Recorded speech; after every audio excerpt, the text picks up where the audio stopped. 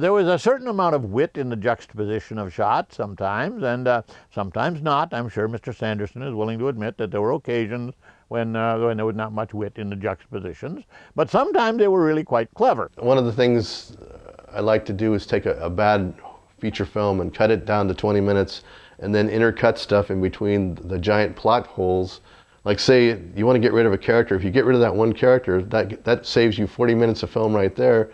So you cut away to something totally unrelated and people are distracted. So when you come back in, that character's just gone for the rest of the film. They never notice. I really enjoy the movies.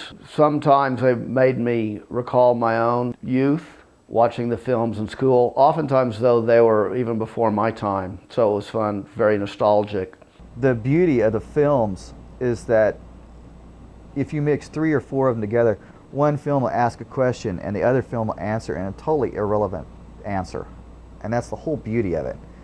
Just hilarious stuff gets cut into these, really, really bad movies, but there's always sort of a fun little cut in of something that's totally, seemingly unrelated, but is. What's the matter, Tony? What's the matter? I darted after them. I wanted to gobble them up as quickly as I could. And that was always, I think, sort of the spice that sort of kept them going. You enjoyed a feeling of superiority, not to Mr. Sanderson, but to the people who made this original footage, because you know that you would never have made anything quite as stupid, especially as those educational things, and in a good many cases, nothing as stupid as some of the commercial stuff either. So yes, I've been called a film preservationist and a film historian, but I'm really a film butcher. If all else fails, skip ahead. Most of you know what this means. That this is the interactive portion of the show where I throw stuff at you. Throwing prizes came about just because to break that barrier, to get the audience involved, because if something's flying at your face, you're going to interact quickly. Sitting in the audience is great because I think at the very first or towards the middle of the show, when you throw stuff out to the audience, and to see these middle 30 and 40 something people run and jump over aisles of chairs to get little trinkets that you would find in a gumball machine for $1, and that would be overpaying for it.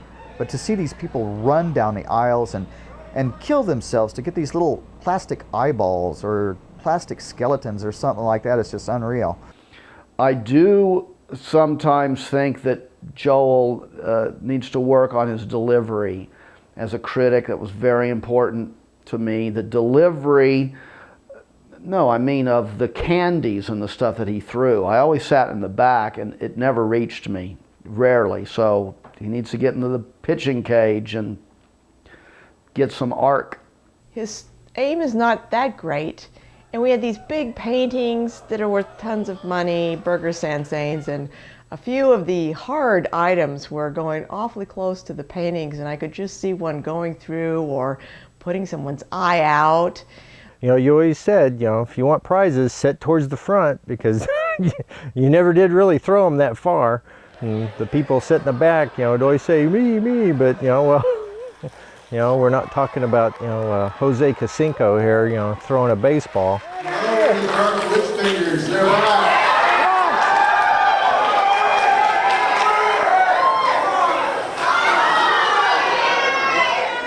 Who knew which fingers could bring so much joy to people's lives? Charlotte, there's mice in the theater.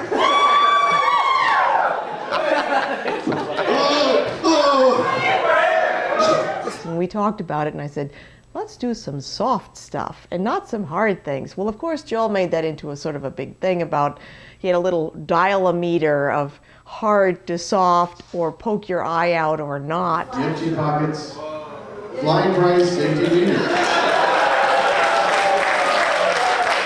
So you will know what's coming and how dangerous it is. Down here we have things that are maybe the equivalent of flying Kleenex. Moves on up to flying toilet paper, spoons, forks, then it gets to the dangerous end. Screwdrivers, knives, scissors. And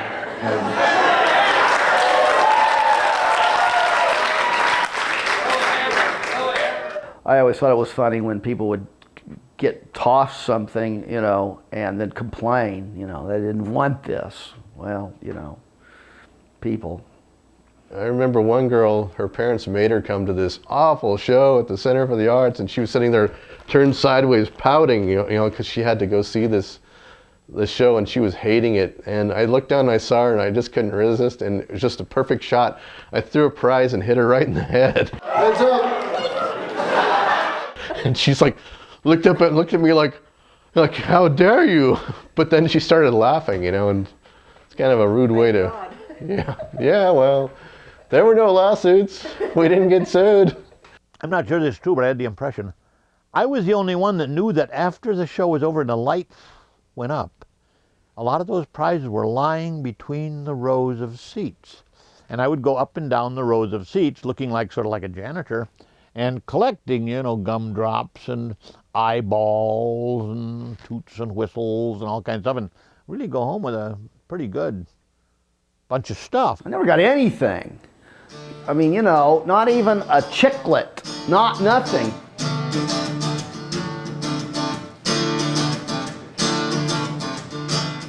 Oh, the funnest part for any of the M.T.Pockets shows for me, I like the games. I had some games based on the program. My favorite one was Hot Seat, where I went out and meticulously taped winning or little numbers underneath everyone's seat in the theater.